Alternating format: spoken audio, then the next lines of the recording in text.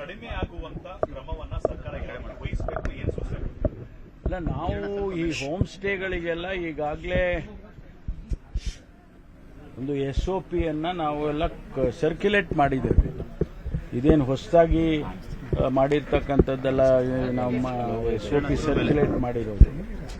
ಅವರು ಅದರ ಪ್ರಕಾರ ಕ್ರಮ ಮಾಡಬೇಕು.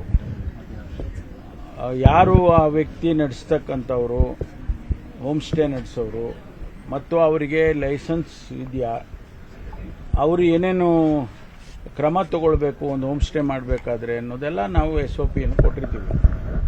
ಅದನ್ನು ಮೀರಿ ಇಂಥ ಘಟನೆಗಳಾದಾಗ ಕಾನೂನು ಪ್ರಕಾರ ಕ್ರಮ ತಗೊಳ್ಳೇಬೇಕಾಗ್ತದೆ.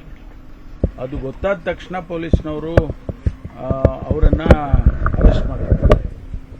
ಕಾನೂನು ಪ್ರಕಾರ ಇನ್ಮೇಲೆ ಅವ್ರಿಗೆ ಕ್ರಮ ತಗೊಳ್ತಾರೆ. ಆದರೂ ಇದು ಇಂಥದ್ದು ಒಳ್ಳೆಯ ರಾಜ್ಯಕ್ಕಾಗಲಿ ಸಮಾಜಕ್ಕಾಗಲಿ ಒಳ್ಳೆಯ ಸಂದೇಶವನ್ನು ಕೊಡೋದಿಲ್ಲ. ಅದರಲ್ಲೂ ವಿಶೇಷವಾಗಿ ಹೊರಗಿನಿಂದ ಬಂದಂಥವ್ರು ಫಾರಿನರ್ಸ್ ಏನು ಸಂದೇಶ ಹೋಗುತ್ತೆ ನಮ್ಮ ಸಮಾಜದ ಬಗ್ಗೆ, ನಮ್ಮ ದೇಶದ ಬಗ್ಗೆ?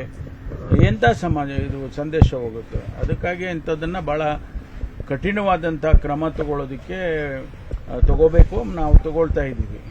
ಸರ್, ಘಟನೆ ಆದ್ಮೇಲೆ ಕೂಡ ಆಕೆಗೆ ಸಹಕಾರ ಕೊಡಬೇಕಾಗಿದ್ದಂತ ಮಾಲೀಕರು ಅವ್ರಿಗೆ ಕಂಪ್ಲೇಂಟ್ ಕೊಡದೇ ರೀತಿ ತಡೆದಿರೋದು, ಅದೆಲ್ಲ ಈಗ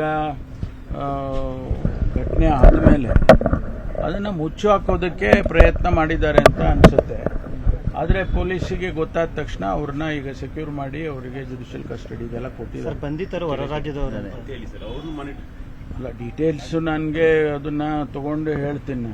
ನಾನು ಜಾರ್ಖಂಡ್ನವರು ಅಂತ ಹೇಳ್ತಿದ್ದಾರೆ, ಬಟ್ ಅದು ವೆರಿಫೈ ಮಾಡಬೇಕು. ಸರ್, ಈಗ ಕೋರ್ಟ್ ತಮ್ಮ ಮೇಲೆ FIR ಮಾಡಿ ಅಂತ ಒಂದು ಆದೇಶ ಮಾಡಿದೆ ಸರ್. ಈಗ ಅದ್ರ ಬಗ್ಗೆ ಹೆಚ್ಚು ಮಾತಾಡಿದ್ರೆ ಸರಿ ಕಾಣಿಸಲ್ಲ. ನಾನು ಅದನ್ನ ಲೋಕಾಭಿರಾಮವಾಗಿ ಏನೋ ಒಂದು ಅಲ್ಲಿ ಕಬಡ್ಡಿ ಆಟ ನಡೀತಿದ್ದಂಗೆ ಸಂದರ್ಭದಲ್ಲಿ ಈಗ ನಮ್ಮಲ್ಲೆಲ್ಲ ಹಳ್ಳಿಗಳಲ್ಲೆಲ್ಲ ನಾವು ಮಾತಾಡುವಾಗ ಹಾಗೆ ಲೋಕಾಭಿರಾಮವಾಗಿ ಮಾತನಾಡಿದ್ದೇನೆ. ಅದು ಕೂಡ ಕಾನೂನಿನ ದೃಷ್ಟಿಯಲ್ಲಿ ಖಂಡಿತವಾಗಿ ತಪ್ಪು ಅಲ್ವಾ? ಅದನ್ನ ನಾವು ಯಾವ ಕಾಂಟೆಕ್ಸ್ಟಲ್ಲಿ ಮಾತಾಡಿದ್ದೀನಿ ಅನ್ನೋದು ಬಹಳ ಮುಖ್ಯ. ನಾನೇನಾದರೂ ಬೆಟ್ಟಿಂಗ್ ಪ್ರಮೋಟ್ ಮಾಡಿ ಎಲ್ಲರೂ ಬೆಟ್ಟಿಂಗು ಅಂತ ಹೇಳಿದರೆ ಅದು ಸರಿ ಇಲ್ಲ.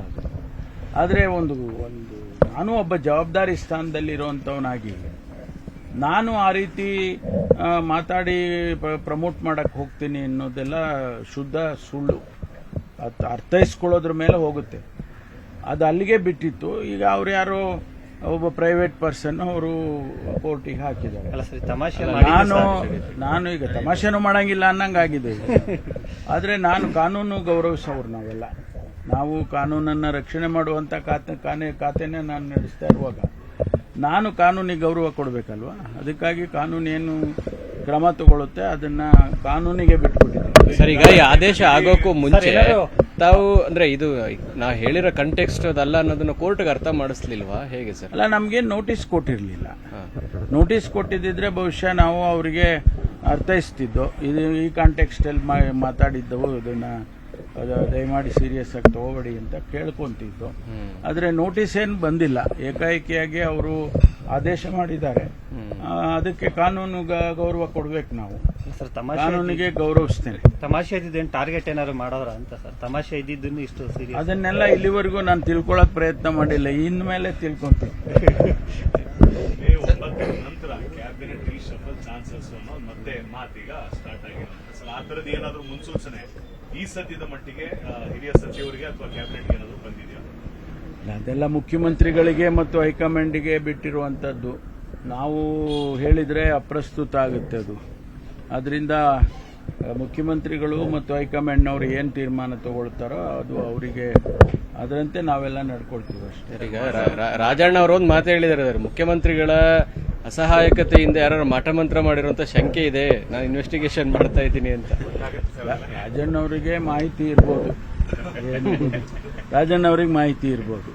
ಯಾರಾದರೂ ಮಾಟಮಂತ್ರ ಮಾಡೋದು ಆ ಥರದ್ದೇನಾದರೂ ಅವ್ರಿಗೆ ಯಾರಾದರೂ ಹೇಳಿದ್ರೆ ಅದಕ್ಕೆ ಹೇಳಿರ್ಬೋದೇನೋ ಅವರು. ನಡೆಯುತ್ತೆ ಸರ್ ರಾಜಕಾರಣದಲ್ಲಿ. ನಿರ್ಭೀತ, ನಿಷ್ಪಕ್ಷಪಾತ, ವಿಶ್ವಾಸಾರ್ಹ ಸುದ್ದಿಗಳಿಗೆ ಮತ್ತೊಂದು ಹೆಸರಾಗಿರೋ ನ್ಯೂಸ್ 18 ಕನ್ನಡ ಈಗ ಆಪ್ನಲ್ಲೂ ಲಭ್ಯ ಇದೆ. ದಯವಿಟ್ಟು ಇಲ್ಲಿರೋ QR ಕೋಡ್ ಅನ್ನ ಸ್ಕ್ಯಾನ್ ಮಾಡಿಕೊಂಡು ಆಪ್ ಡೌನ್ಲೋಡ್ ಮಾಡೋದಕ್ಕೆ ಮರಿಬೇಡಿ. ನಿಮ್ಮ ಬೆಂಬಲ ಹೀಗೆ ಸದಾ ನಮ್ಮೊಂದಿಗಿರಲಿ. ಧನ್ಯವಾದ.